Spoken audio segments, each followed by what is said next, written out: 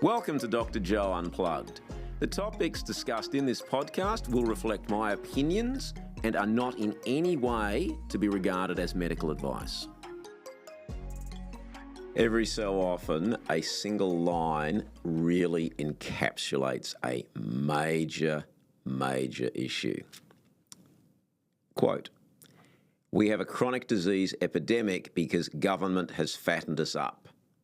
End quote. And this is an article by Nina Teicholz, who is a wonderful writer. Her book, Big Fat Surprise, is certainly worth reading.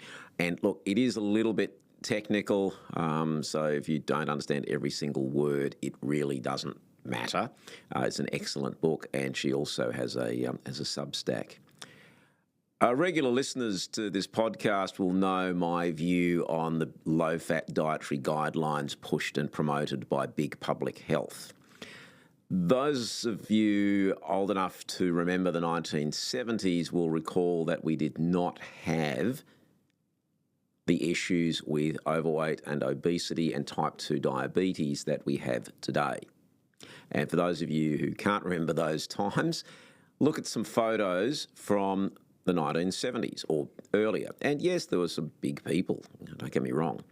But if you look at a beach setting or a park setting or anywhere where people gathered compared to today, it is very, very noticeable. What happened in the early 1980s? We had the introduction of the low-fat dietary guidelines.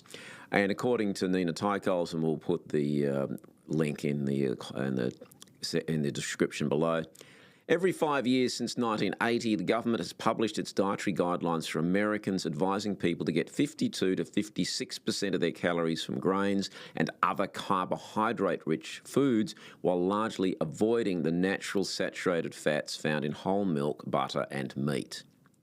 Now, this has subsequently been totally discredited, and there was some studies in the 70s that tied consumption of saturated fat to heart disease. Now, subsequently, it's been found that those studies were, if not doctored in inverted commas, that yes, there were higher rates of cholesterol in those groups that ate more saturated fats, but lower rates of death from heart attack.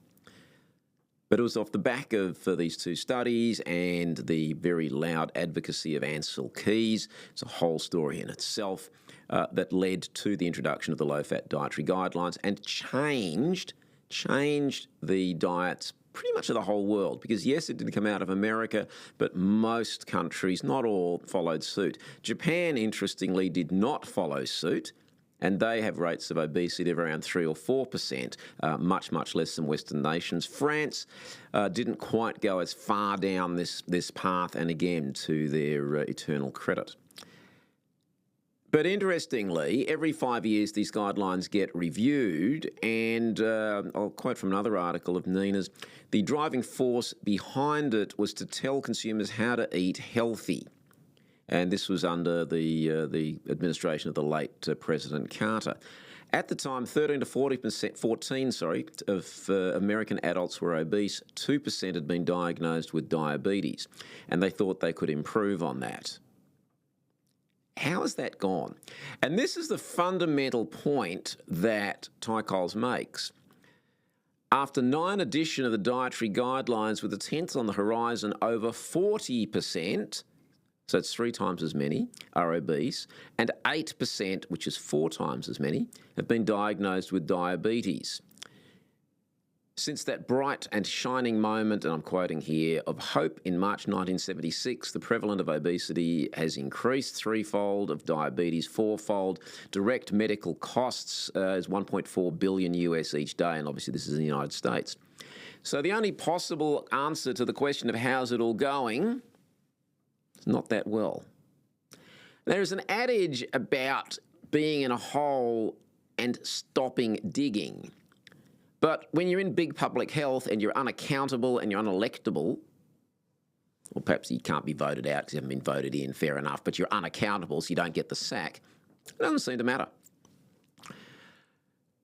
So again, a quote from Nina, the DGA paradox, so dietary guidelines, is a two-part. For nearly half a century of dietary guidelines associated with half a century of Americans getting less healthy, and nobody seems to be interested in why what they're doing isn't working.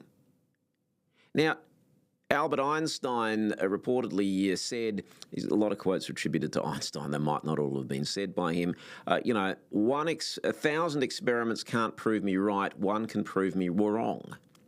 Now, you would think that after 40 years of putting out these guidelines, and they say that people don't follow them, but they do, and patterns of supermarket sales show that that is the case, very, very clearly, that after 40-odd years of seeking to reduce obesity and type 2 diabetes and seeing not only that it hasn't gone down, but that it's increased, and not just increased by a little bit, you might think that these bozos, and I apologise to any clowns out there and people who are living as a clown because it's not really fair to use that term, but I can't think of a better one at the moment.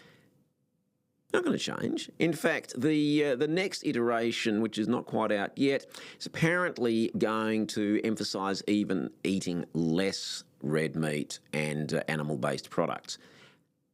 Not particularly because it's good for human health, but apparently it's going to change the weather. Again, let's put considerations about that to one side and just say that the role of dietary guidelines of themselves are about what is most suitable for human beings to eat. And by the way, people managed quite well for all of human history up until about 1980 without the government trying to tell them what to do. In fact, since the government's got involved, it's gotten worse. And yes, I know some people are going to say, well, we didn't live those long in those days. No, people didn't live as long, but it wasn't because of obesity or type 2 diabetes. People used to die of infectious diseases like tuberculosis. People used to be more likely to get shot at or knifed or attacked by enemies, or go further back, exposure to the elements and cold in particular. So no, it's not that we're living longer because of what we're eating. In fact, there's potentially an inflection point where it could go back in the other direction. So there's an abject failure in big public health to ask the question that they will not ask because they know what the answer is and they don't want to know. How is our advice after 40 plus years going? Is it having the desired effect? And that desired effect, if we go back to the very beginning in 1976, was to reduce rates of obesity and type 2 diabetes.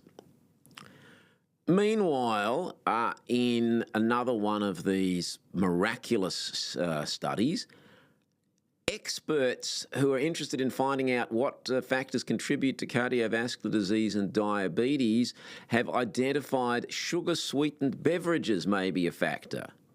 Hello? Having lots of sugar might contribute to the development of diabetes, which is where the body's blood level of glucose, which is not quite sugar because sugar is a mix of glucose and fructose, but essentially sugar is the correlate to type 2 diabetes. And by the way, the more we stop eating fats and eat more sugars, and when I say sugars, it doesn't have to be sweet, we're talking about refined carbohydrates, so the more of that we eat, the more the body stores it as, guess what? Fat. And it's an enormous frustration for people, and as it should be and is completely understandable, that when they cut fats out of the diet and find they put on weight because they followed the government advisory to eat more carbohydrates, which get converted into fat in the body, we've seen the end results. And of course, the typical response from powers that be is, well, let's put a tax on soft drinks. Well, adding 2 cents to the cost of a can of soft drink is not actually going to stop anybody drinking it. And countries that have gone down this path have found it has no effect other than fatten up the coffers of government so they can, waste it in some other way. And there's been talk, and I don't think this will happen now, but there's been talk about approval of GLP-1 inhibitors, the semaglutide and the other two which are used for weight loss, approving them for use in children above the age of 6 and including teenagers. About 20% of adolescents have obesity, and this could rise. there's some concern that we don't know enough about the effects on teens. Well, of course we don't, because it's never been studied in that age group. And those who say believe the science, we've got to have evidence, seem to put that to one side when it suits their narrative. So of course we don't know about its effect in teens and children, and that they've never been trialled. Maybe they're useful. But, have we maybe considered that the problem is not lack of use of GLP-1 inhibitors? The problem is children being given too much sugary-based foods, and that includes those that get 3, 4 or 5 tick stars or elephant stamps because they're low in fat but high in refined carbohydrates. And we've spoken before about mainly eating foods that don't have labels. So we're talking about meat, fish, chicken, fruits, vegetables, drinking mainly water, nuts, seeds and berries. And if you do, and we can't totally avoid foods with labels, okay? We can't totally avoid them. But read the labels and go for the ones that have less sugar and less additives and less preservatives. And the other area which is coming onto the radar, and I'm not going to talk about it today because I personally need to look into it a bit further, are various endocrine disruptors in plastics. The low-fat dietary guidelines have been, by any objective measure, an absolute, total, complete, abject failure. An F is too high a grade for it. It was set out to reduce rates of obesity and type 2 diabetes. It has caused a 3- and 4-fold, and this is just in America, let's put aside the rest of the world where it's similar numbers, 3- and 4-fold increase in that which it was supposed to reduce.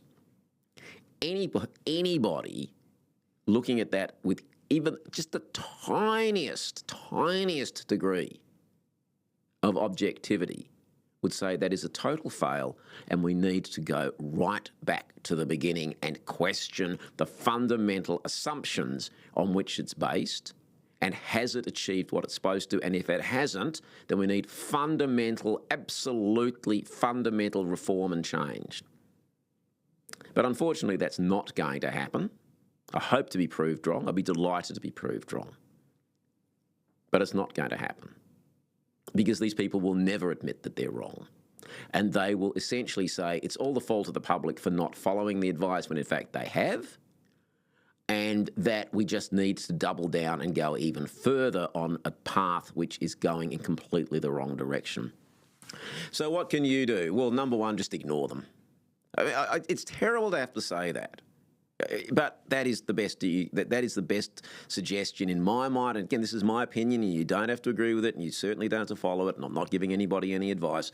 My opinion is just ignore it and eat like your ancestors did. Meat, fish, chicken, vegetable proteins, if you're that way inclined, fruits, vegetables, nuts, seeds, berries, drink mainly water. That's the basics of it, and you can put some other things around it. When you go to the supermarket, shop mainly around the perimeter. That's where you'll find most of those foods. Also, the other simple principle is eat foods that if you don't freeze them or eat them, will probably need to be thrown out next week, not foods that you can eat in 2028. It's not complicated. It's not difficult. People managed for thousands of years quite happily.